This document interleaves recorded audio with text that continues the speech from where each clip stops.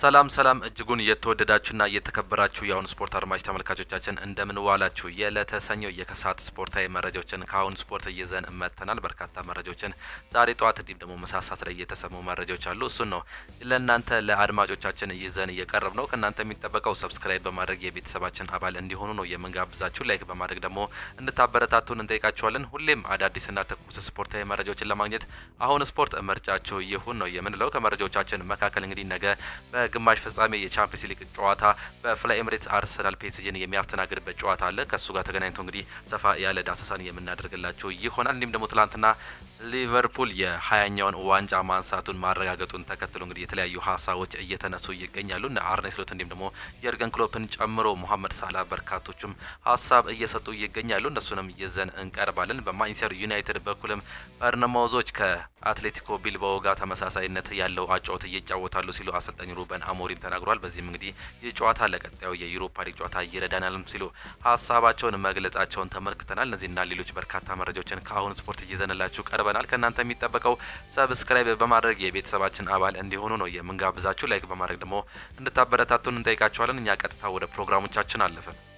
የነገውን ደማቅ ምሽት ጨዋታን እንመልከት። ሚያዝያ 21 2017 ቀኑ ማክሰኞ በሻምፒየንስ ሊጉ ወደ ፍጻሜ ለማለፍ የሚደረገው የመጀመሪያ ዙር የኤሚሬትስ ጨዋታ ይደረጋል። በነገው ዕለት ደጋፊዎች ለተጫዋቾቹ ብርታት እንዲሆን ትላልቅ ነገሮችን አቅደዋል። በሜዳቸው ድል ያለ ድግስ አዘጋጅተው ጨዋታዎችን እያበረታታው እንደሚገኙ ነው የሚገለጸው። ማድሪዶች በመጀመሪያው ጨዋታ እንደተገለጸው ፒኤስጂዎችንም መድገም ይፈልጋሉ። ጨዋታዎችን ማጠናቀቅ ያለበት በነገው ዕለት እንደሆነም ነው የሚያስቡት ደጋፊዎቹ። እንዲሁም ደግሞ ተጫዋቾቹ ወደ ፈረንሳይ አቅንተው በነዛ ነውጠኛ ደጋፊዎች እየታገዙ የሚጫወቱትን ፒኤስጂዎችን ለ3 ነጥብ ላይ ይዞ መውጣት ሊከብዳቸው ስለሚችል ይህን ጨዋታ እንደ ማድሪዱ እንግዲህ ከበድ ያለ ጨዋታ በማድረግ እንግዲህ አሸንፈው መውጣት ፍላጎት አላቸው። ብቻ መድፈኞቹ ለመተኮስ ሰይራታቸውን ዝግጁ እንዳደረጉ ነው እየተገለጸ የሚገኘው። የመሀል ሜዳ ተጫዋች ምርጫን እንመልከት እስቲ። በነገው ጨዋታ እንደሚታወቀው ቶማስ ፓርቴ ከቡድናቸው ጋር በጨዋታው ላይ አይኖርም። ይህንን ተከትሎ ማን የሱን ቦታ ይሸፍናል የሚለው ጥያቄ መልስ እስካሁን ድረስ አልተገኘለትም። ምናልባትም በነገው ዕለት ዲክላን ራይስን በቶማስ ፓርቴ ቦታ አድርጎ ሚኬል ሜሪኖን ወደ መሀል በመውሰድ ኦዴጋርድ ጋር በማጣመር ቢጫወት አሪፍ ሊሆን እንደሚችል መረጃዎች እየወጡ ይገኛሉ። አዲስ ያልተገባ የመሀል ሜዳ ጥምረት የሚሻሻል ይመስላል። አብዛኞቹ ሚዲያዎች ሉዊስ ስኬሊ በፓርቴ ቦታ የሚገባ እንዲገነዘቡ እያደረጉም ነው የሚገኙት። ይህ ተጫዋች ምናልባት ከዚህ በፊትም እንግዲህ የዲፌንሲቭ ሚድፊልደር ቦታ ላይ መጫወቱን ተከትሎ እየተጫዋች ወደዛ ቦታ ተስቦ ሌሎች ተጫዋቾች በሉዊስ ስኬሊ ቦታ ሊጫወቱ እንደሚችሉ ነው እየተገለጸ የሚገኙ።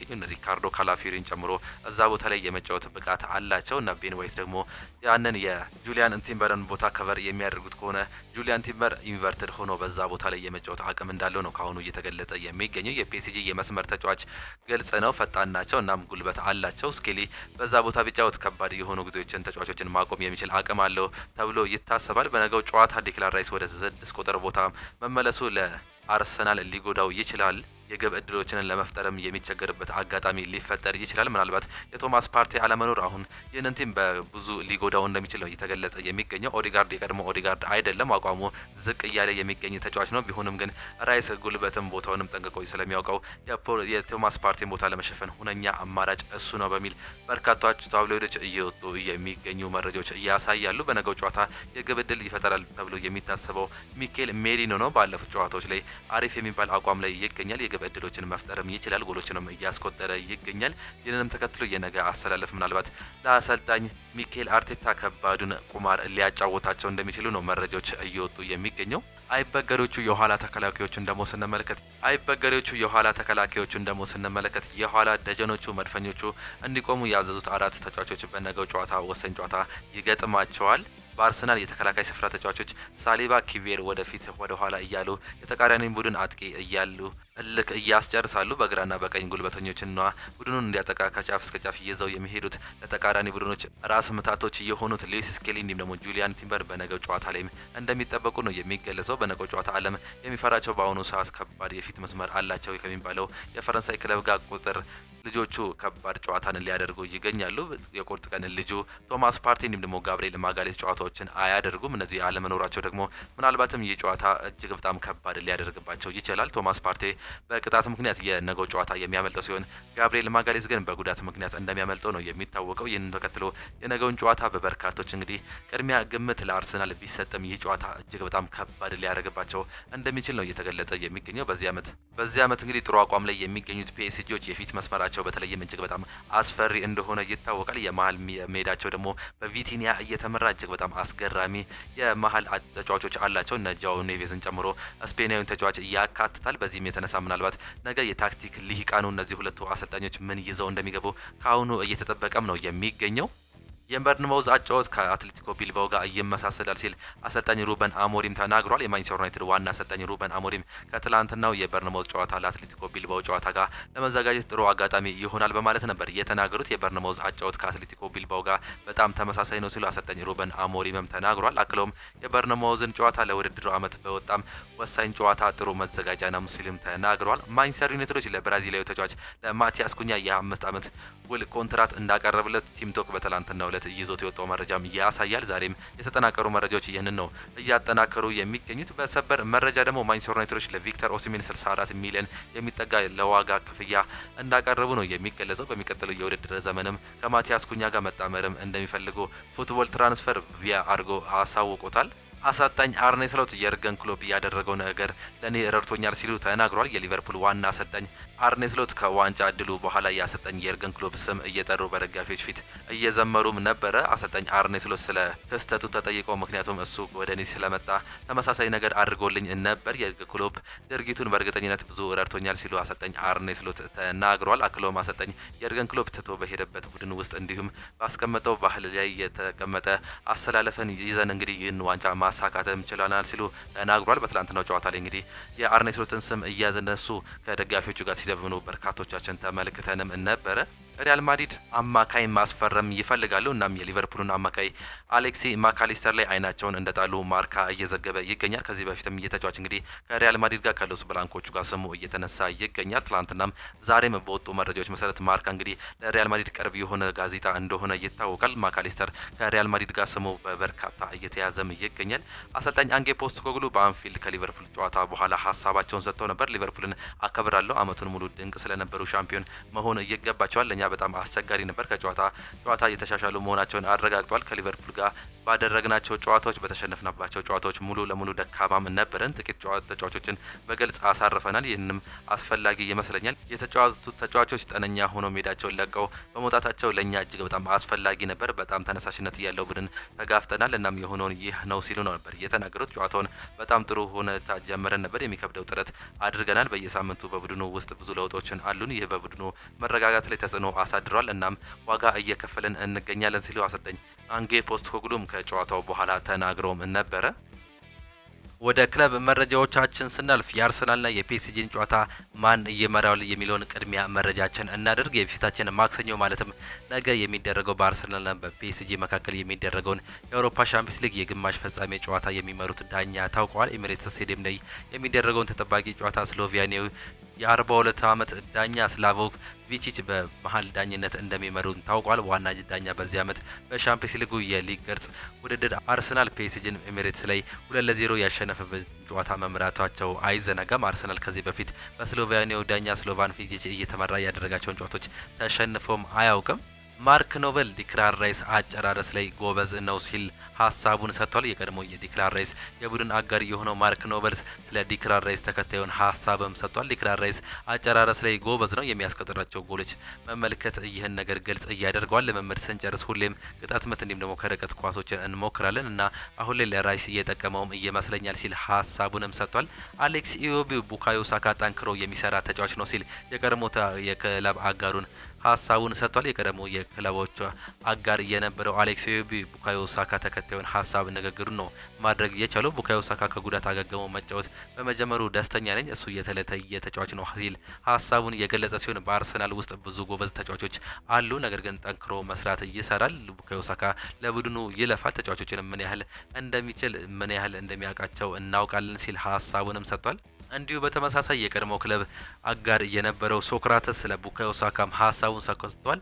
ሳካ ለመጀመሪያ ጊዜ ሲመጣ እዚያ ነበርኩኝ፣ ታላቅ ችሎታ ነበረው። እናም እሱ የሚያዳምጥ ልጅ ነበር፣ ሁሉን ነገር የሚያዳምጥ ነበር፣ ሁሉን ነገር የሚሁሉትን የሚረዳ ልጅም ነበር። የቡድን ጓደኞች ሁሉ በሱ በጣም ደግ እንዲሁም ደግሞ እጅግ በጣም አይናፋር ልጅ ነበር ይላሉ ሲል ሀሳቡንም ሰጥቷል። እግር ኳስ ያንን ያምር ነበር፣ ድንቅ ወጣት እንደነበር ተመልክተናል። አሁን ላይ በሱ ቦታ ደርሶ በመመልከቴ እጅግ በጣም ያስደስተኛል ሲል ሶክራተስ ስለ ቀድሞ ክለብ አጋሩ ሀሳቡንም ሰጥቷል። ፋብሪዚዮ ሮማኖ ስለ ማርቲን ዙቤሜንዲ ሀሳቡንም ሰጥቷል። እሱ በዣቪ አሎንሶ የሚወደድ ተጫዋች ነው። መጀመሪያ ግን ዣቪ እንዲሁም ደግሞ በሪያል ማድሪድ መካከል የሚፈጠረው ነገር አብረን መመልከት አለብን። አርሰናል ከዙቤሜንዲ ጋር በጣም ጥሩ ድርድር እያደረገ ነው። እናም ይህ ነገር ከመቀየር በጣም ከባድ ይመስላል። ነገር ግን በእግር ኳስ ምን ሊፈጠር እንደሚችል አይታወቅም። ሆኖም አርሰናል ዝውውሩን እንደሚያሳኩ እምነት አላቸው ሲል ስለ ማርቲን ዙቤሜንዲ አዲስ ሀሳብም ነው የተመለከት ነው። አርሰናል ከባርሴሎና ጋር ለፍጻሜ ደርሷል። በሴቶች የአውሮፓ ሻምፒዮንስ ሊግ ውድድር አርሰናል ከባርሴሎና ጋር ፍጻሜ መድረሳቸውን አረጋግጧል። የአርሰናል ሴቶች ቡድን ከኦሎምፒክ ሊዮንን በድምር ውጤት በማሸነፍ ለፍጻሜም ደርሷል። የመጀመሪያውን ዙር በሜዳቸው 2-1 ተሸንፎ የነበረው አርሰናል ፈረንሳይ ሄዶ 4-1 በሆነ ውጤቱን በመቀልበስ ችለዋል። የባርሴሎና ሴቶች ቡድን በበኩሉ ቼልሲን በድምር ውጤት 8-2 በማሸነፍ ወደ ፍጻሜ መድረሳቸው ነው እየተመለከተ ነው። የፍጻሜው ጨዋታ ከ27 ቀናት በኋላ የሚካሄድም ይሆናል። አሰልጣኝ ሩበን አሞሪም ዩናይትድን በመረከቤ አልጸጸትም ሲል ሀሳቡንም ገልጾ ነበር። የቀዮቹ ሰይጣኖች ዋና አሰልጣኝ ነው ሩበን አሞሪም ማንቸስተር ዩናይትድን መረከቡ እንደማይጸጽታቸው ተናግሯል። ማንቸስተር ዩናይትድ ኃላፊነቱን ስለመቀበሉ ይጸጽታቸው እንደሆነ የተጠየቁት አሰልጣኝ ሩበን አሞሪም አልጸጸትም ሲሉ ነበር ሀሳባቸውን መግለጽ የቻሉት። ብዙ ተበሳጭተናል፣ ብዙ ተሰቃይተናል ያሉት አሰልጣኝ ሩበን አሞሪም ነገር ግን ይህን ስራችንን ለሚቀጥሉት ዓመት በደንብ ለማዘጋጀት እንጠቀምበታለን፣ ጸጸት የለም ሲሉ ነበር የተናገሩት። ከደጋፊዎች ጋር ድጋፍ ማግኘት ልዩ ነበር፣ ለድጋፉ አመስጋኝ፣ ነገር ግን ወደፊት ውጤት ካላመጣን እንደሚቆም አውቃለሁ ሲሉ አሰልጣኙም ጨምረው ተናግሯል። ማንቸስተር ዩናይትድ ከማቲያስ ኩኛ ጋር የቃል ስምምነት ላይ ደርሷልም ሲል አንድ ዘገባ ነው የተናገረው። እንዲሁም ማንቸስተር ዩናይትድ በመጪው ሳምንት የውል ማፍረሻውን 62.5 ሚሊዮን ፓውንድ ለመክፈልም ተዘጋጅቷል ሲል ቱቶ መርካቶ መረጃውን ይዞት ወጥቷል። ብሩኖ ፈርናንዴዝ ስለ ራስመስ ሆይሉንድ ይናገራል። ለአጥቂዎች ጎል ማስቆጠር አስፈላጊ መሆኑን እናውቃለን። እናም ራስመስ ሆይሉንድ የ9 ቁጥር መሆኑ ኃላፊነቱን ተረድቷል። ጎሎችን ማስቆጠር አለበት። በተጨማሪም እሱ ሁሉም ጎሎች ለማስቆጠር የሚያስፈልገውን ባህሪያቶች አሉት። ትላንትናም ማስቆጠሩ ለኛ ደስታን ፈጥሮልናል ሲል ነው ሀሳቡንም መግለጽ የቻለው። በትላንትናው ጨዋታ ላይ አቻ መለያየታቸውን ተከትሎ ራስመስ ሆይሉንድ ብቸኛውን ጎል ማስቆጠሩን ተመልክተንም ነበር። አሰልጣኝ ካርሎ አንቸሎቲ ባርሴሎናን ማሸነፍ ከባድ ነው ሲሉ ተናግሯል። የሪያል ማድሪድ ዋና አሰልጣኝ የሆኑት ካርሎ አንቸሎቲ ቡድናቸው በፍጻሜ የቻለውን ሁሉ እንዳደረገ ነበር መናገር የቻሉት። ቡድኑን የመወቅስበት ምንም አይነት ምክንያት የለኝም የሚሉት አሰልጣኝ ካርሎ አንቸሎቲ ሜዳ ላይ ሁሉንም ነገር ሰጥተናል በማለት ነበር የተናገሩት። ዋንጫውን ለማሸነፍ ተቃርበን ነበር፣ ነገር ግን ተቃርበን ነበር የሚለውን ብቻ አይሰራም ሲሉ ካርሎ አንቸሎቲ ያልጠበቁት አጋጣሚ ዋንጫዎችን አሳጥቶናል ሲሉም ነበር የተናገሩት። በላሊጋ ዛሬ እንዳደረግነው ባርሴሎናን እንፎካከራለን፣ ትልቅ ጨዋታዎችን አድርገናል፣ ነገር ግን ማሸነፍ ከባድ ነበር፣ ምክንያቱም ባርሴሎና ምርጥ ቡድን ነው ሲሉ ካርሎ አንቸሎቲም ተናግሯል። ካርሎ አንቸሎቲ በጨዋታው ስለነበረው ዳኝነት ተጠይቀው አስተያየት ለመስጠት ፈቃደኛ ሳይሆኑም ቀርቷል። አንቶኒ ሩዲገር ዳኛውን ይቅርታም ጠይቋል። የሪያል ማድሪድ ተከላካይ አንቶኒ ሩዲገር ከትላንት በስቲያ ምሽቱ ፍጻሜ ጨዋታ ላይ ስላሳየው ባህሪ በማህበራዊ ትስስር ገጹ ይቅርታም ጠይቋል። ስላሳየው ባህሪ የማቀርበው ምክንያት የለኝም ያለው ሩዲገር ለተፈጠረው ነገር ከልብ ይቅርታ ጠይቃለሁ በማለት ነበር የተናገረው። ተቀይሬ ከወጣው በኋላ ቡድኔን መርዳት ባለመቻሌ ጨዋታው ከመጠናቀቁ በፊት ስህተት ሰርቻለሁ ሲል አንቶኒ ሩዲገር ተናግሯል። አክሎም የጨዋታውን ዳኛ ይቅርታ ጠይቃለሁ ያለ ሲሆን እንዲሁም ባሳየው ባህሪ የተበሳጩት ሁሉ ይቅርታ በማለትም ነበር የተናገረው። ሩዲገር ምናልባትም ከ10 በላይ ጨዋታዎችን ቅጣት ሊጣልበት እንደሚችል እየተዘገበም ይገኛል። ማድሪድ ተጫዋቾቹን ቅጣት ሊጣልባቸው እንደሚችልም እየተነገረ ነው የሚገኘው። ሪያል ማድሪድ ተጫዋቹ ከትላንት በስቲያ የኮፓ ዴላሬ ፍጻሜ ላይ ባሳዩት ያልተገባ ባህሪ ከባድ ቅጣት ሊጣልባቸው እንደሚችል ነው እየተገለጸ የሚገኘው። ከነዚህ ውስጥም አንዱ አንቶኒ ሩዲገር መሆኑ ነው መረጃዎች እየሰፉ የሚገኙት። ጁድ ቤሊንጋም በበኩሉ በሚቀጥሉት ዓመት 2 የኮፓ ዴላሬ ጨዋታዎችን እንደሚቀጣም ተገልጿል። በተጨማሪም ሉካስ ቫስኮስ የ2 ጨዋታዎች ቅጣት ሊጣልበትም እንደሚችል ነው የተገለጸው። ከጨዋታው በኋላ ጁድ ቤሊንጋም እንዲሁም ሉካስ ቫስኮስ ቀይ ካርድ ተመልክተው እንደነበረም ይታወሳል። አሰልጣኝ ካርሎ አንቸሎቲ ሪያል ማድሪድን እንደሚለቁም አስታውቋል። አሰልጣኝ ካርሎ አንቸሎቲ ላሊጋው ሲጠናቀቅ ሪያል ማድሪድን እንደሚለቁ ለክለቡ ማሳወቃቸው ዘ አትሌቲክስ አስነብቧል። አሰልጣኝ ካርሎ አንቸሎቲ በአመቱ መጨረሻ የብራዚል ብሔራዊ ቡድንን ለመረከብ ከስምምነት መድረሳቸው ነው የተገለጸው። ይህንንም ተከትሎ አሰልጣኝ ካርሎ አንቸሎቲ ሪያል ማድሪድን በዓለም ክለቦች ዋንጫ ውድድር እንደማይመሩም ነው የተገለጸው። አሰልጣኝ ዣቪ አሎንሶ ቀጣዩ የሪያል ማድሪድ አሰልጣኝ ይሆናሉ ተብሎ የሚጠበቀው አሰልጣኝ እንደሆነ እየተገለጸ ሲሆን ምናልባትም ጀርገን ክሎፕ ሌላኛው አሰልጣኝም እጩዎች ውስጥ እንዳሉ ነው መረጃዎች እያሳዩ የሚገኙት። አሰልጣኝ ሃንሲ ፊሊክ በቡድኑ በጣም ኮርቻለሁ ሲሉ ከኮፓ ዴላሬ ፍጻሜ በኋላ ተናግሯል። የኮፓ ዴላሬ ዋንጫ ያሳካው ባርሴሎና አሰልጣኝ ሃንሲ ፊሊክ ተስፋ የማይቆርጥ ቡድን መገንባት ከቡድኑ በኋላ እጅግ በጣም ደስተኛ ነኝ ሲሉ ተናግሯል። ቡድኑ በፍጹም ተስፋ አልቆርጥም ያሉት አሰልጣኝ ሃንሲ ፊሊክ በጣም የሚገርም ነው፣ በእነሱ በጣም ኮርቻለሁ፣ ይገባቸዋል በማለት ነበር የተናገሩት። አሰልጣኙ ካርሎ አንቸሎቲ ትልቅ ክብር አለኝ፣ እሱን መግጠም ለኔ በጣም አስደሳች ነው፣ ከሪያል ማድሪድ ጋር ሲሆን ዋንጫቸውን በጣም አስፈላጊ ይሆናል ሲልም ነው አሰልጣኙ የተናገረው። የባርሴሎና ፕሬዚዳንት ኋን ላፖርታ በበኩላቸው ቡድናቸው በአማካይ ቦታ ላይ የበላይነት መውሰዱ ለድሉ ወሳኝ እንደነበር ነበር የተናገሩት። አክሎም የላሊጋውን ዋንጫውንም መድገም እንፈልጋለን ሲሉ አስተያየታቸውንም ሰጥተዋል። ላሚን ያማል ሪያል ማድሪድ ሊያሸንፈን አይችልም ሲል ነበር ሀሳቡንም የገለጸው። የባርሴሎና ወጣት የፊት መስመር ተጫዋች ላሚን ያማል ሪያል ማድሪድ ሊያሸንፋቸው እንደማይችል ገምቶ እንደነበር ነበር የተናገረው። በዚህ ዓመት ሪያል ማድሪድ እኛን ለማሸነፍ አይችልም የሚለው ላሚን ያማል ይህንን ደጋግመን በደንብ አረጋግጠንላቸዋል ሲል ተናግሯል። ከጨዋታው በኋላ ለአራሆ እነሱ እኛ ላይ ጎል ቢያስቆጥሩ እንኳን የሚፈጠር ነገር የለም ብዬ ነገርው ነበር፣ በዚህም ማሸነፍም እንችለናል ሲል ሀሳቡንም ገልጿል። ኤዲን ሃዛርድ በብስክሌት ውድድር ላይ ተሳትፏል። በቅርቡ ከእግር ኳስ ጫማውን የሰቀለው የቀድሞው የቼልሲ እንዲሁም ደግሞ የሪያል ማድሪድ ተጫዋች የሆነው ኤዲን ሃዛርድ ከትላንትናው በብስክሌት ውድድር ላይ መሳተፉ ነው የተናገረው። ኤዲን ሃዛርድ በአመቱ በሚካሄደው ታዋቂው የማዮርካ 3:12 የብስክሌት ውድድር ላይ መሳተፍም ችሏል። በውድድሩ ኤዲን ሃዛርድ 225 ኪሎ ሜትር የሚሸፍነውን ውድድር ማጠናቀቁም ነው የተገለጸው። በብስክሌት ውድድሩ አንድ በተለይ የብስክሌት ጋላቢ ከልብ ጋር በተያያዘ ህመም ውስጥ እንዳሳለፈች ነው የተገለጸው። በትላንትናው ዕለት በርካታ ጨዋታዎች ተደርገው ነበር። በተለይም የተወዳጁን የእንግሊዝ ፕሪሚየር ሊግ ጨምሮ ሌሎች በርካታ ጨዋታዎች ተደርገው ነበር። ከእንግሊዝ ፕሪሚየር ሊግ ውጤቶች ስንጀምር ትላንትና ሻምፒዮን መሆኑን ማረጋገጥ ችሏል። የመርሳይዱ ክለብ ሊቨርፑል የ2024/25 የውድድር ዘመን ተወዳጁ የእንግሊዝ ፕሪሚየር ሊግ አሸናፊ መሆኑን አረጋግጧል። ሊቨርፑል ትላንትና ከቶተናም ጋር ያደረገውን ጨዋታ 5-1 በሆነ ውጤት በማሸነፍ ነጥቡን 82 በማድረስ ሻምፒዮን መሆኑንም ማረጋገጥ ችሏል። ሊቨርፑል በታሪኩ 20ኛ የእንግሊዝ ፕሪሚየር ሊግ ዋንጫውን በማሸነፍ የማንቸስተር ዩናይትድን ሪከርድ ማስተካከልም ችሏል ወይም መጋራትም ችሏል። አሰልጣኝ አርኔ ስሎት የእንግሊዝ ፕሪሚየር ሊግ ዋንጫን ያሸነፈ የመጀመሪያው ኔዘርላንዳዊ አሰልጣኝ መሆንም ችሏል። የቡድኑ ቁልፍ ተጫዋች የሆነው ሞሐመድ ሳላህ 28 ጎሎችን የፕሪሚየር ሊግ ኮከብ አግቢዎችን ደረጃ እየመራም ይገኛል። ብዙ የሊግ ዋንጫዎችን ያሸነፉ ክለቦች እነማን ናቸው የሚለውን ስንመለከት ማንቸስተር ዩናይትድ እንዲሁም ደግሞ ትላንትና ማረጋገጥ የቻለው ሊቨርፑል 20 ዋንጫዎችን በማንሳት በአንደኛ ደረጃነት የሚመሩ ሲሆን አርሰናል በ13 ማንቸስተር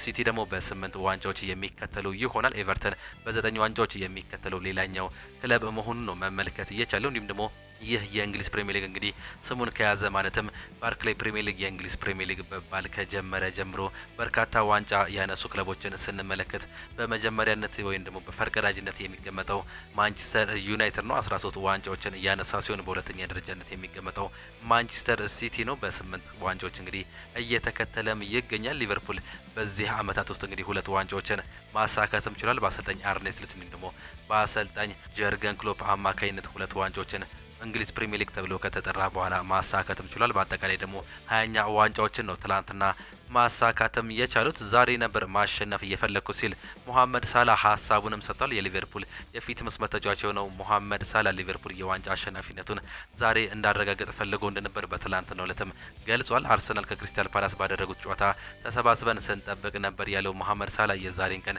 እንድናደርግ ግን አልፈለኩም ነበር ሲል ነው ሀሳቡንም የገለጸው። አክሎም ዛሬ በአንፊልድ በደጋፊዎች ፊት የዋንጫ አሸናፊነትን እንዲረጋገጥ ፈልጌ ነበር፣ ተሳክቶልኛል ሲልም ነው ሀሳቡን የገለጸው። ከነዚህ ደጋፊዎች ጋር ሊጉን ማሸነፍ የማይታመን ስሜት አለውም ሲል ሞሐመድ ሳላህ ከጨዋታው በኋላ ተናግሯል። ካፒቴኑ ቨርጂል ቫንዳይክ ሻምፒዮንነት እየገባናል ሲል ነበር ሀሳቡን መስጠት የቻለው። ሊቨርፑልን በአንበርነት እየመራ ሊጉን ዋንጫ ያሳካው ቨርጂል ቫንዳይክ ቡድናቸው አሸናፊ እንደሚሆን የገለጸው ይህ ተጫዋች እንግዲህ ሊቨርፑል የዓለማችን ትልቁ ክለብ ነው ሲል የገለጸው ቨርጂል ቫንዳይክ ሻምፒዮን መሆን ይገባናል በማለትም ነበር የተናገረው። ቨርጂል ቫንዳይክ ቡድኑን በአንበልነት እየመራ የፕሪሚየር ሊግ ዋንጫ ያሸነፈ የመጀመሪያው ኔዘርላንድ ተጫዋች መሆንም ችሏል።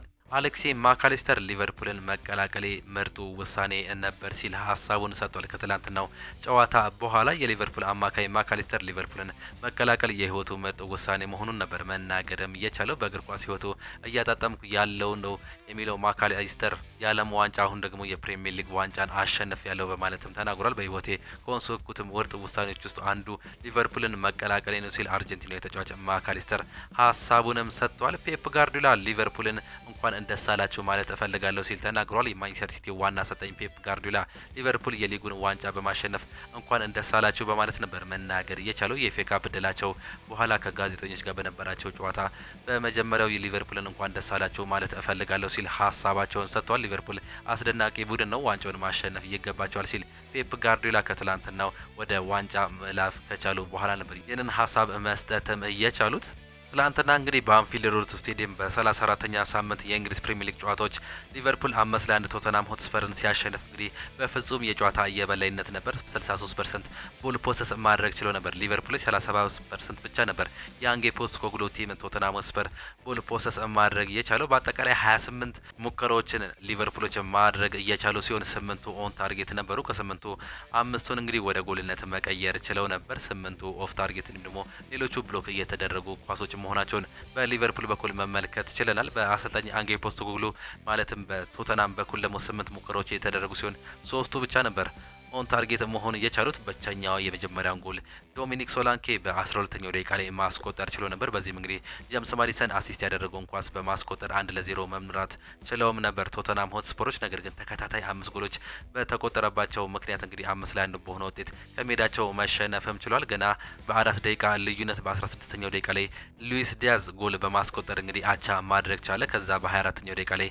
አሌክሲ ማካሊስተር የሚመሩትበትን አጋጣሚም በመፍጠር እንግዲህ 2-1 መምራትም ቻሉ። ሶስተኛውን ጎል ኮዲ ጋክፖ ነው በ34ኛው ደቂቃ ላይ ማስቆጠር እየቻለው። የተጫዋች በ20ኛው ደቂቃ ላይ ሌላኛውን ጎል አስቆጥሮ ነበር። ነገር ግን ከጨዋታ ውጪ በመባል እንደተሻረበት ነው መመልከት እየቻለው። የሉዊስ ዲያዝ ጎል ደግሞ በቫር መጽደቋን ነው የተመለከትነው። ሞሐመድ ሳላ ትላንትናም ሌላኛውን ጎል ማስቆጠር ችሏል። በሁለተኛው አጋማሽ በ63ኛው ደቂቃ ላይ ሞሐመድ ሳላ ከዶሚኒክ ሶቦዝ ላይ የተሻገረለትን ኳስ አስቆጠረ። ይህም 4-1 እንዲሆን አስቻለ። በ69ኛው ደቂቃ ላይ ደግሞ ኦዴግዊ በራሱ ጎል ላይ በማስቆጠሩ ምክንያት 5-1 በሆነ ውጤት የጨዋታ መጠናቀቅም ችሏል። በትላንትናው ጨዋታ ላይ ዶሚኒክ ሶቦዝ ላይ 2 አሲስት ማድረግ ችሏል። የመጀመሪያው እንዲሁም ደግሞ አራተኛው ጎል ላይ ለሉዊስ ዲያዝ እንዲሁም ደግሞ ለሞሐመድ ሳላ አሲስት እያደረገ ተጫዋች መሆኑንም ነው መመልከት እየቻለው። በትላንትናው ጨዋታ ላይ የአርኔ ስሎቱ ሊቨርፑል እንግዲህ በፍጹም የጨዋታ የበላይነት በሜዳቸውና በደጋፊዎቹ ፊት ታግዞ እንግዲህ የ20ኛ ዋንጫቸውን ማሳካትም መቻላቸውን ነው መመልከት የቻለው። ምሽት 12 ሰዓት ተኩል ላይ በተደረገ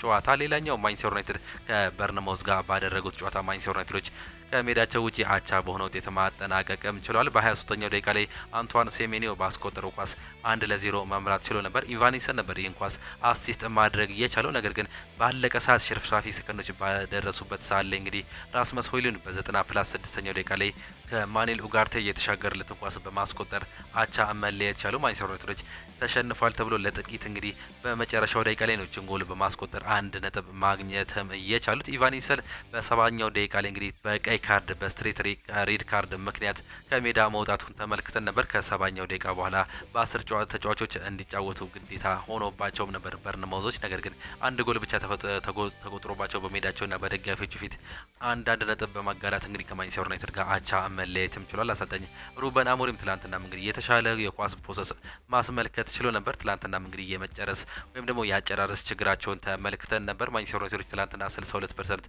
ቦል ፕሮሰስ ማድረግ ችሎ ነበር ከሜዳቸው ውጪ ከአንዲ ኢሮል በበርንማውዝ ጋር ባደረጉት ጨዋታ 25 ሙከራዎችን ያደረጉ ሲሆን ከ25ቱ 6ቱ ብቻ ነበር ኦን ታርጌት መሆን እየቻሉት። ከ6ቱ ደግሞ አንዷን ብቻ ነበር ወደ ጎልነት በመቀየር እንግዲህ አሸንፈው ማምጣት እየቻሉት። 13 ኳሶችን ብሎክ ተደርጎባቸዋል። ብዙ ኳሶችን እንግዲህ ለመሞከር ጥረት ቢያደርጉም ትላንትናም 1 ጎል ብቻ ነው ማሳካት እየቻሉት።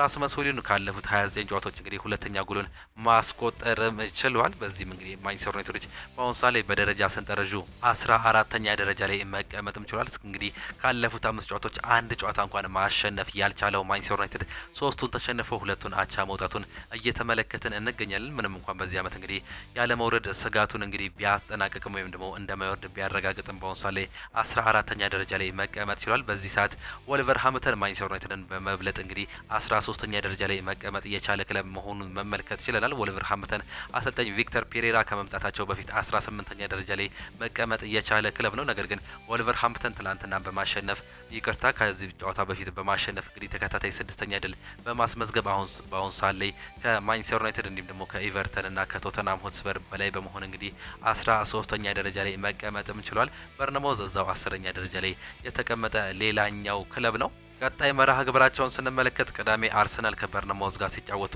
እሁድ ብሬንትፎርድ ከማንቸስተር ዩናይትድ ጋር የሚጫወቱ ይሆናል። ማንቸስተር ዩናይትድ ሐሙስ ዕለት እንግዲህ በግማሽ ፍጻሜው በዩሮፓ ሊጉ የሚጫወት ይሆናል። ከአትሌቲክ ቢልባኦ ጋር በዩሮፓ ሊጉ የሚጫወት ነው የሚሆነው። አጠቃላይ የእንግሊዝ ፕሪሚየር ሊግ የደረጃ ሰንጠረዡን ደግሞ ስንመለከት ሊቨርፑል አንደኛ ደረጃነቱን በማጠናቀቅ ወይም ደግሞ በመጨረስ እንግዲህ የዚህ ዓመትን የዋንጫ አሸናፊ እንደሚሆን እርግጠኛ ሆኗል። 82 ነጥብ በመያዝ 48 ንጹህ ጎሎችን በመያዝ እንግዲህ በአሁኑ ሰዓት ላይ የዋንጫ ባለቤት መሆኑን በትላንትናው ዕለት ማረጋገጥ ችሏል። እስካሁን 34 ጨዋታዎችን ነው ማድረግ እየቻሉት። 4 ጨዋታዎች እንደሚቀራቸው ስታቲክሳቸው ያመላክታል። የቀጣዩ ጨዋታዎችን እንግዲህ በማሸነፍ ጥሩ ነጥብን በመያዝ ለማጠናቀቅ እንደሚሰሩም አሰልጣኙ መናገርም ችሏል። ሁለተኛ ደረጃ ላይ የተቀመጠው አርሰናል ነው በ67 ነጥብ እንዲሁም በ34 ንጹህ ጎሎች ሁለተኛ ደረጃ ላይ የተቀመጠ ሲሆን ኒውካስል ዩናይትድ በ62 ነጥብ እንዲሁም በ21 ንጹህ ጎል ሶስተኛ ደረጃ ላይ ተቀምጧል። ማንቸስተር ሲቲ እንግዲህ በአሁኑ ሰዓት ላይ አራተኛ ደረጃ ላይ ነው መቀመጥ እየቻለው። ኖቲንጋም ፎረስት እስኪጫወት ድረስ እንግዲህ ያልተረጋገጠ አራተኛ ደረጃ ላይ መቀመጥ ችሏል በ61 ነጥብ። ቼልሲ በ60 ነጥብ አምስተኛ እንዲሁም ደግሞ በተመሳሳይ ኖቲንጋም ፎረስት በጎል ተበልጦ በ60 ነጥብ ስድስተኛ ደረጃ ላይ መቀመጥ ችሏል። አስቶን ቪላ ሰባተኛ፣ ፉላም ስምንተኛ፣ ብራይተን 9ኛ እንዲሁም ደግሞ በርነማውዝ 10ኛ ደረጃ ላይ የተቀመጡ የእንግሊዝ ፕሪሚየር ሊግ ክለቦች ናቸው። ትላንትናም የተደረጉ የእንግሊዝ ፕሪሚየር ሊግ ጨዋታዎች እነዚህን እየመስሉ ነበር። ሌላኛው ተጠባቂ ጨዋታ በእንግሊዝ ኤፍኤ ካፕ እየተደረገም ጨዋታ ነበር። ኖቲንጋም ፎረስት በሜዳቸውና በደጋፊዎች ፊት ማንቸስተር ሲቲን አስተናግደው ነበር። ትላንትና እንግዲህ ምንም እንኳን በሜዳቸውና በደጋፊዎች ፊት በሲቲ ግራውንድ ቢጫወቱም 2-0 በሆነ ውጤት መሸነፋቸው ነው መመልከት እየቻለው። ሪኮ ሊዩስ እንዲሁም ደግሞ ጀስከስ ግቫርዲዮል ነበር ሁለቱን ጎሎች ማስቆጠርም እየቻሉት። ገና በሁለተኛው ደቂቃ ላይ ሪኮ ሊዩስ ከማቴዮ ኮቫቺች የተሻገረለትን ኳስ በማስቆጠር 1-0 መምራት ቻሉ። በሁለተኛው አጋማሽ ደግሞ ጀስከስ ግቫርዲዮል ከኦማር ማርሙሽ የተሻገረውን ኳስ በማስቆጠር 2-0 ማሸነፍም ችሏል። እስካሁን ድረስ ምንም አይነት ሽንፈት በኤፍኤ ካፑ ያላስተናግደው የፔፕ ጋርዲዮላው ማንቸስተር ሲቲ ወደ ፍጻሜ መድረሱን በትላንትናው ዕለትም ማረጋገጥም ችሏል። በዚህ ጨዋታ ላይ 67% ቦል ፖሰስ እያደረጉ ሲሆን 14 ሙከራዎችን ያደርገው 6 ኦን ታርጌት ነበሩ።